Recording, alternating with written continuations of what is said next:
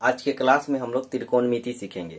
देखिए त्रिकोणमिति क्या होता है कि हम लोग त्रिकोणमिति में सीखते हैं क्या चीज के बारे में, तो इसमें एक त्रिभुज की जरूरत पड़ती है, जो त्रिभुज आपका समकोण त्रिभुज होता है। तो हम लोग समकोण त्रिभुज से संबंधित कुछ बात को जानेंगे, उससे संबंधित कुछ माने कि रेशियो को जानेंगे और उसके बाद हम लोग इसको सीखेंगे। तो देखिए बोर्ड पर हेडलाइन बनाया गया है त्रिकोणमिति के बारे में, ठीक है ना। यहाँ पे त्रि का मतलब 3 होता है, अंग्रेजी में इसको हम TRI ट्री बोलते हैं, इसका भी मतलब 3 होता है, ठीक है ना। तो याद रखना है इसको। चलिए तो हम लोग अब समकोण त्रिभुज पर चर्चा करते हैं। यहाँ पर देखिएगा एक त्रिभुज बनाते हैं, जैसे कि एक सीधा सा त्रिभुज बना दिए इस प्रकार से। तो ये जो आपका दिखाई दे रहा है ये एक त्रिभुज बना आपका, ठीक है ना। ये त्रिभुज हुआ, ये समकोण त्रिभुज होता है। तो हाँ, इसमें जानना होगा हम लोग को कि समकोण त्रिभुज कहते किसको है। तो देखिए 3 गो कोण से जो 3 गो भुजा से जो घिरा हुआ रहेगा ना, ये तो त्रिभुज हो गया, फिक्स है। त्रिभुज किसे कहते हैं, तो 3 भुजाओं से घिरे हुए क्षेत्र को त्रिभुज कहते हैं। अब 3 भुजाओं से घिरे हुए क्षेत्र को त्रिभुज सिर्फ कहते हैं। ध्यान रखिएगा कि 3 भुजाओं से जब घिरा हुआ रहेगा ना जो क्षेत्र, उसी को हम लोग त्रिभुज कहेंगे। लेकिन यहाँ पर हम लोग को ध्यान रखना है कि 3 भुजाओं से घिरे हुए क्षेत्र है तो त्रिभुज हुआ, इसमें 3 गो कोण भी होगा। तो देखिए 3 गो कोण दिखाई दे रहा है, एक कोण, दूसरा कोण, तीसरा कोण। कोण क्या होता है, तो कोण में क्या काम करते हैं हम लोग कि जैसे कि कोण में एक कोण जो है आपका यहाँ जो दिखाई दे रहा है, ये वाला भुजा और ये भुजा, जब दोनों भुजा आपस में मिलते हैं जिस जगह पर, तो वहां पर एक कुछ ना कुछ एंगल बनता है, उसी को हम लोग कोण कहते हैं, ठीक है। हिंदी में कोण और अंग्रेजी में एंगल कहा जाता है। चलिए अब आगे हम इसमें देखते हैं कि समकोण त्रिभुज किसको कहेंगे। तो समकोण का मतलब क्या हुआ कि तीनों कोण में से ना कोई एक कोण अगर 90 डिग्री का हो गया तो उसको हम लोग समकोण त्रिभुज कहते हैं। जी हाँ, एक ये तीनों में से, ये तीनों कोण में से कोई एक कोण 90 डिग्री का। तो देखिए जब भी कोई रेखा पर, बता रहे हैं ध्यान दीजिएगा कि जब भी कोई रेखा पर एक सीधी रेखा गिरती है, एक सीधी रेखा जब गिरेगी तो इस दोनों को 90 डिग्री में वो डिवाइड करती है। पहला 90 डिग्री इधर बनता है, दूसरा 90 डिग्री इधर बनता है। तो इस तरह से सीधी रेखा गिरी हुई है। इस पर भी देखिए इस त्रिभुज में क्या है कि ये सीधी रेखा गिरी हुई है एक रेखा पर, तो यहाँ पर एक कोण बना जो 90 डिग्री हुआ, अर्थात ये भी समझ में आ गया होगा कि ये समकोण हो गया, ठीक है। अब चलिए अगर ऐसा ही नहीं, ऐसा भी आपको त्रिभुज दे सकता है। ये सीधा हुआ और यहाँ से ये सीधा किए और यहाँ से इस प्रकार से हम कर दिए। तो देखिए एक रेखा पर एक रेखा आकर के गिरी, यहाँ पर कोण बना, ये भी क्या हो गया, समकोण हो गया। अगर इसको रेशियो में मानते हुए अगर हम इस जगह पर थीटा मानते हैं, सॉरी इस जगह पर अगर थीटा कोण कोई मान ले और इसमें भी इस जगह पर कोण मान लेते हैं, तो याद रखना है कि ये 90 डिग्री के सामने वाला जो होता है, जी हाँ 90 डिग्री के जो सामने होता है वह आपका कर्ण कहलाता है। क्या कहते हैं, कर्ण, ठीक है। और जो जिस लाइन पे थीटा कोण बना हुआ है और जिस पर 90 डिग्री है और थीटा कोण बना हुआ है, उसको हम लोग आधार कहते हैं। और इस साइड जो सीधा खड़ा दिखाई देता है इसको हम लोग लंब कहेंगे, लंब। इसमें भी सेम होगा, इसमें भी देखिए कि यहाँ पर 90 डिग्री है तो 90 डिग्री के ठीक सामने कौन है ये, तो ये आपका कर्ण हुआ। और देखिए ये थीटा कोण बना हुआ है इस पे, ध्यान रखिएगा कि ये थीटा कोण कहाँ बना हुआ है, इस पे बना हुआ है, इस लाइन पे बना हुआ है। तो ये लाइन आपका हो गया आधार, तो ये लाइन आपका आधार कहलाएगा। और बच गया, इसको हम लोग लंब कहते हैं। लंब के अनुसार से इसको मानेंगे, लंब कहेंगे भी, ठीक है। तो इससे ये फिक्स हो गया कि इस तरह से। एक और चीज जी है, इसमें एक और चीज समझने वाली बात है। जैसे कि इसमें तो समझ गए कि ई कर्ण हुआ 90 डिग्री के सामने है तो, और ई सामने है तो लंब हो जाएगा, और यहाँ पर इस लाइन पे थीटा बना तो आधार हो गया। हम कह रहे हैं कि इस लाइन पे थीटा बनेगा, जिस पे थीटा का कोण बनता है उसे हम लोग आधार कहते हैं। तो अगर हम इसे मिटा दें, यहाँ से सपोज कीजिए कि इसको हम मिटा देते हैं और यहाँ से जब इसे मिटा देंगे और यहाँ पर लिख देंगे, तो क्या यहाँ पे लिख दिए तो क्या ये लंब रहेगा, तो नहीं, ये लंब अब नहीं रहेगा। ये देखिए इस लाइन पर अब थीटा बन गया तो ई भी मिट करके और यहाँ पे हो जाएगा आपका आधार, पलट जाता है, ठीक है। और यहाँ पे आपका आ जाएगा लंब। इसमें भी सेम होगा, जब हम इसको मिटा देते हैं यहाँ से, ठीक है ना, और इस थीटा को अगर यहाँ रख देते हैं, ठीक है, तो यहाँ पर वाला जो दिखाई दे रहा है ये आपका बदल करके आधार में बन जाएगा। क्या बन जाएगा, आधार बन जाता है, ठीक है। और ये जो आपका है कर्ण, कर्ण ही रहेगा, यहाँ वाला जो है ये अब लंब में बन गया, लंब। अब आप इससे क्लियर हो जाता है कि जिस जगह पे थीटा बनता है वह कोण आपका क्या होता है, वह लाइन आधार के रूप में आ जाता है, और जिस पे कुछ नहीं बनता वो आपका लंब आ रहा है, ठीक है। तो ये फिक्स है, इसको समझ लिए होंगे अभी तक और समझ में आ गया होगा। जहां पर थीटा उसके साथ उसके जस्ट बगल का जो लाइन होगा वही आपका आधार माना जाएगा। तो चलिए ये तो हो गया, इसका कहानी हुई। अब होता क्या है, इसमें कुछ फार्मूला भी होते हैं। जैसे कि एक फार्मूला हम यहाँ पे लिख रहे हैं, एक फार्मूला कि अगर एक नंबर में कह दिया जाए आपको कि कर्ण, तो कर्ण देखिए ये कर्ण है, तो ये जो होती है ना ये भुजा जितनी होती है ये इसका स्क्वायर बराबर के चिन्ह ये जोड़ होता है, ये दोनों को जोड़ देंगे और उसका स्क्वायर करके जो जोड़ देंगे उसके बराबर होगा। याद रखना है कि आधार का स्क्वायर और लंब के स्क्वायर, ये दोनों भुजा का स्क्वायर का जोड़ एक कर्ण के स्क्वायर के बराबर होता है।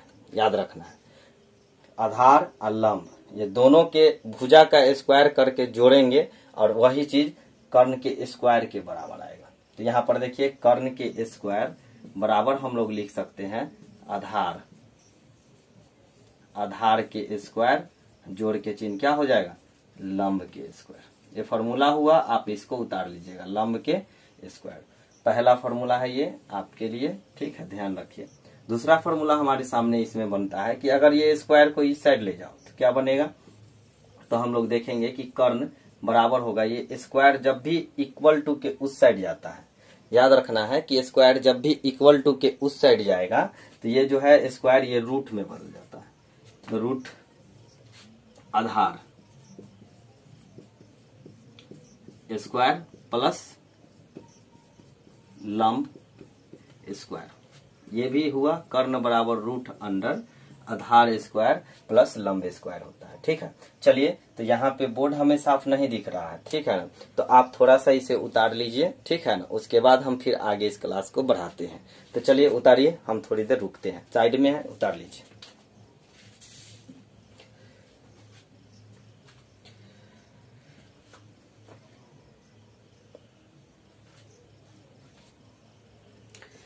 आशा है आप लोग उतार लिए होंगे। अब देखते हैं आगे, ठीक है। तो देखिए ये जो है आपका बोर्ड थोड़ा गंदा हो चुका है, इस बोर्ड को साफ कर देते हैं।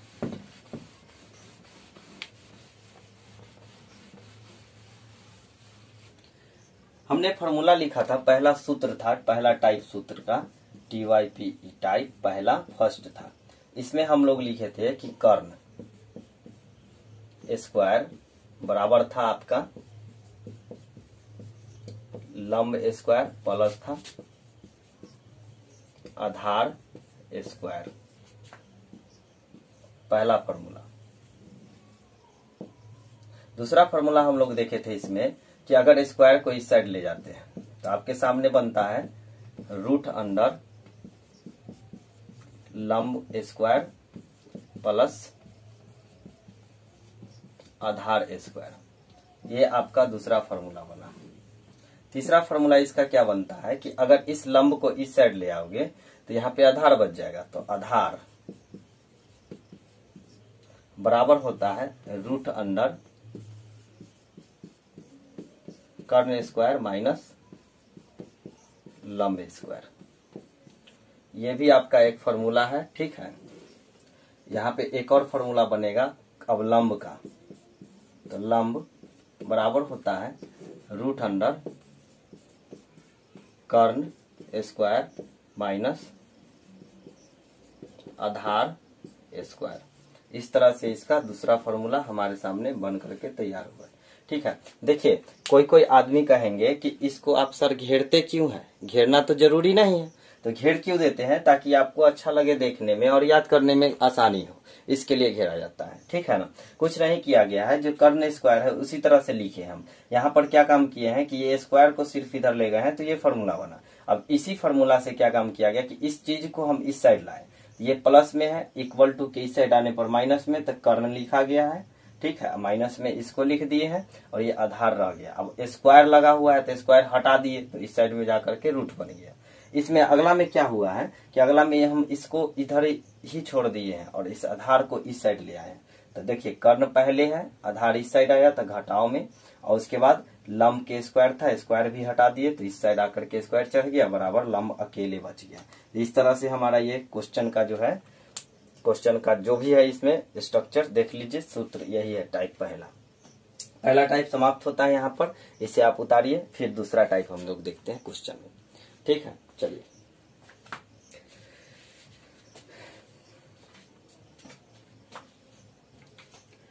दूसरा टाइप भी आप लोग देख चुके, पहला टाइप उतर गया होगा, अब हम लोग मिटाते हैं इसको, फिर दूसरा टाइप देखते हैं।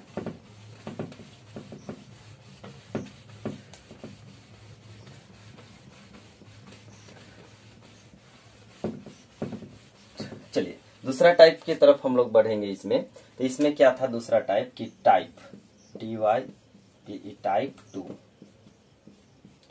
टाइप 2 में क्या है कि अगर लिखा रहे साइन थीटा, तो इसको हम लोग बोलते हैं लंब बटा कर्ण। अगर लिखा रहे कॉस थीटा, तो इसको हम लोग बोलते हैं आधार बटा कर्ण। अगर लिखा रहे टैन थीटा,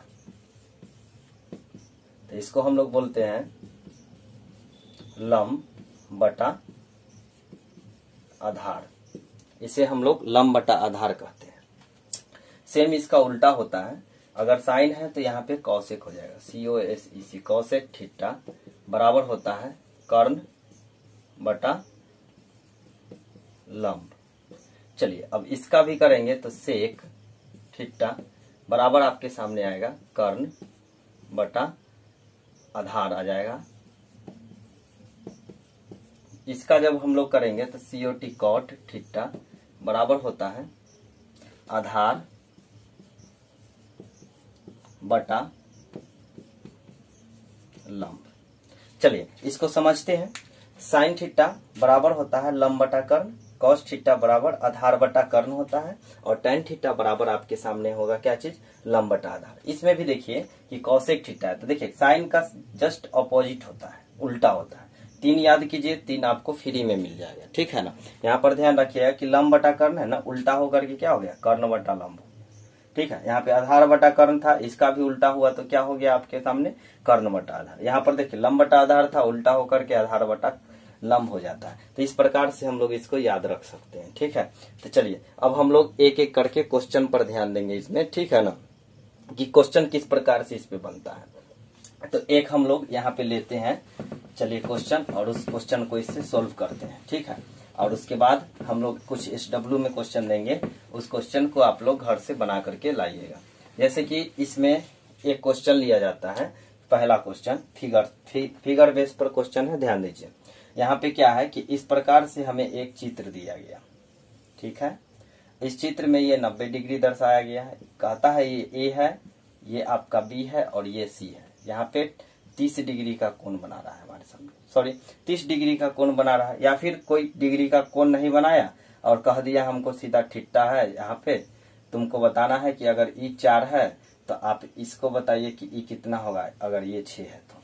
तो हम लोग क्या काम करेंगे नॉर्मली कि अगर थीटा का मान कुछ नहीं दिया हुआ है तो साइन टेन कॉस का फॉर्मूला नहीं लगाना है। हम लोग यहाँ पे कर्ण वाला जो फॉर्मूला अभी देखे थे सब टाइप नंबर 1 उस पे बनाएंगे। जैसे देखिए इसमें कैसे बनेगा, इसमें क्या है 90 डिग्री के सामने वाला कर्ण होता है, तो हम लोग इसे कर्ण मान लेंगे। तो कर्ण कितना दिया हुआ है, आपको कर्ण कितना दिया है, सोल्यूशन लिखिए और बनाना शुरू कीजिए।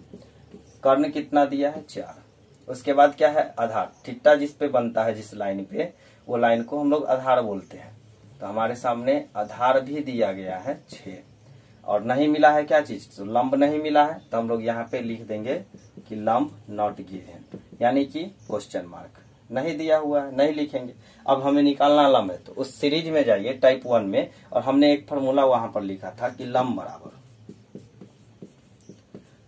बराबर रूट अंदर कर्ण स्क्वायर माइनस आधार स्क्वायर, ऐसा फॉर्मूला लिखे थे। यहाँ पर देखेंगे कि कर्ण स्क्वायर क्या है, तो कर्ण स्क्वायर 4 है, तो यहाँ पे 4 का स्क्वायर माइनस आधार कितना है 6 है तो 6 का स्क्वायर कर देंगे। अब यहाँ पे हम लोग देखेंगे 4 का स्क्वायर का मतलब हम सिखा चुके हैं स्क्वायर आप लोग को 4 में 4 से ही गुना करना है, तो 4 में 4 से गुना कीजिएगा तो 16 होगा, ठीक है। माइनस यहाँ पे 6 में 6 से गुना 36 होगा।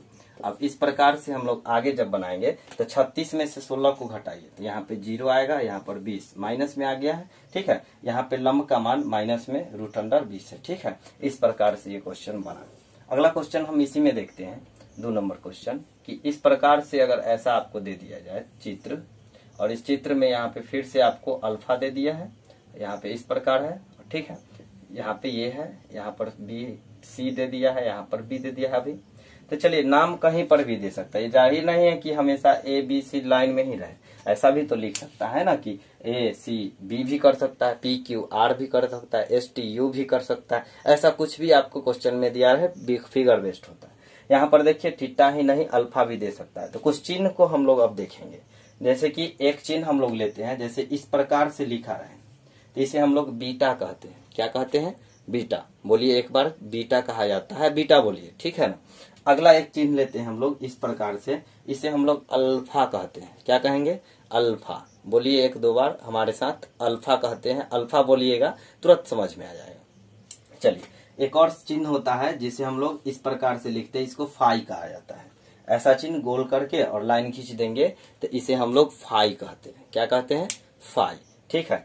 एक और चिन्ह हम लोग लेते हैं इसमें इस प्रकार से, जैसे कि इस प्रकार का, इसे हम लोग गामा कहते हैं। तो alpha beta gamma, alpha beta gamma, ये बार बार आपसे हर क्वेश्चन में पूछा जाएगा, कोई ना कोई क्वेश्चन में कहीं ना कहीं पर ये मिल जाएगा, इसलिए ये सभी चीज का नाम याद रखिए। कभी कभी क्या होता है कि एक्चुअली बच्चा पढ़ता नहीं है और करता क्या काम है कि वो जाता है और वहां पे देखता है क्वेश्चन में कि इस प्रकार से कुछ लिखा हुआ है, तो उसको लगता है ओहो बी है, गलती से प्रिंट हो गया होगा, वो बीटा को बी समझने लगता है और वो सुंदर से बी लिख देता है। यही यहाँ पर आप मिस्टेक कर दीजिएगा, ये गलत हो जाएगा। बीटा का क्या होता है चिन्ह कि हमेशा बी लिखने से पहले इस प्रकार कर देना है, ये पुच्छी नीचे लटका हुआ रहना चाहिए। लेकिन जो कम पढ़े, जो पढ़े हैं लेकिन डीपली नहीं पढ़े होंगे, उनको थोड़ा सा परेशानी हो जाता है इसमें, ठीक है ना। ध्यान दीजिए आप बोर्ड की तरफ, ताकि आपको ये परेशानी ना हो, एग्जाम में जाए तो अच्छा से बना करके आए। अब ये जो है क्वेश्चन हमारे सामने इस तरह से क्वेश्चन था। यहाँ पर आपको दिया हुआ था 2 12 है, यहाँ पर आपको दे दिया है 7, और कहता क्या है इसमें कि फिर से आपको यही निकालना है। तो अभी क्वेश्चन मार्क किसको निकालना है? देखिए 90 डिग्री के सामने वाला लंब होता है, सोल्यूशन में लिखेंगे कि 90 डिग्री के सामने क्या है, 90 डिग्री के सामने है क्या। तो हमारे 90 डिग्री के सामने 12 है, तो यह ना हुआ आपका कर्ण, कर्ण बराबर 12, जिस पर कोण बना आधार हुआ, तो आधार बराबर 7। उसके बाद ई है निकालना, तो एहो में लंबे निकालना है आपको, तो लंब बराबर क्वेश्चन मार्क। करेंगे क्या चीज कि लंब निकालने के लिए कि लंब का फॉर्मूले हम लोग को याद रखना है। लंब बराबर होता है √अंडर कर्ण स्क्वायर माइनस होता है आधार स्क्वायर, माइनस आधार स्क्वायर। अब इसमें हम लोग यहाँ पे कर्ण का मान रखेंगे 12 के स्क्वायर माइनस 7 का स्क्वायर, 7 है आधार का मान, यहाँ पे है 12 के। जब स्क्वायर करते हैं तो हम स्क्वायर करना सिखाए हैं आप लोगों को कि 2 का स्क्वायर कीजिए, ऐसे तो होता है 144, तो 144 याद ही होगा, लिख दीजिए, बाद में फिर हम लोग सीख लेंगे, ठीक है ना। 7 में 49 हो गया। इसको जब आगे बढ़ाइएगा तो यहाँ पर 4 में से 9 नहीं घटेगा, 14 में से 9 घटाइए 5 होगा, यहाँ पर 13 में से 4 को घटाएंगे तो 9 हो जाएगा, 95 आ रहा है, ठीक है ना। यानी लंब का मान इसमें 95 आया, ठीक है। देख लीजिएगा घटा करके, हो सकता है कहीं पर मिस्टेक हो जाए, लेकिन मिस्टेक नहीं है, ठीक है ना। ध्यान रखिए 95 होता है। तो इस प्रकार से हम क्वेश्चन को बनाते हैं, त्रिकोणमिति के सभी प्रश्न को सोल्व किया जाता है, ठीक है। ऐसे प्रश्न सोल्व करेंगे। चलिए तो इसी के अनुसार से आज का क्लास हम लोग यहीं तक लेंगे, ठीक है ना। इसमें 4 फिगर वाले क्वेश्चन देते हैं, आप घर से उसका प्रैक्टिस कीजिएगा और बना कर देखिएगा, और उसके बाद कमेंट में आप लिख करके भी पूछ सकते हैं कि हाँ सर ये क्वेश्चन का आंसर इतना आया, ये क्वेश्चन का आंसर इतना आया।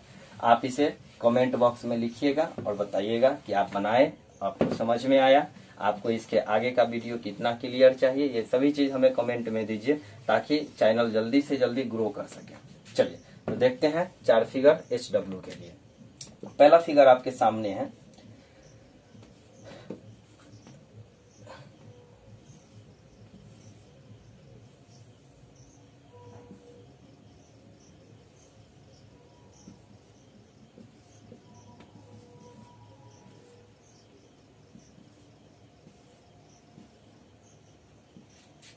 दूसरा फिगर आपके सामने है।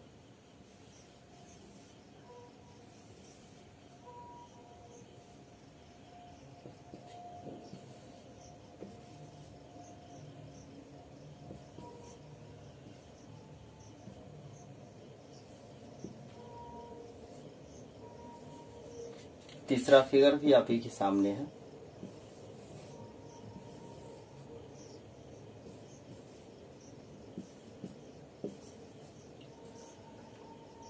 ये 90 डिग्री हुआ, ये 6 है, ये आपका 4 है, यहाँ पे क्वेश्चन मार्क है। चलिए चौथा फिगर आपके सामने है।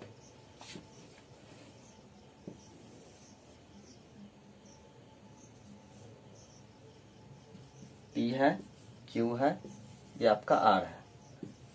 यहाँ पे ये आपको दिया हुआ है, सॉरी ये निकालना है। ये आपका 13 है, ये आपका 9 है। 9 लिखा हुआ है, ध्यान से लिखिए। ये कुछ डिग्री है, कुछ नहीं है, ठीक है ना। तो चलिए ये 4 क्वेश्चन आज के लिए था, ठीक है ना।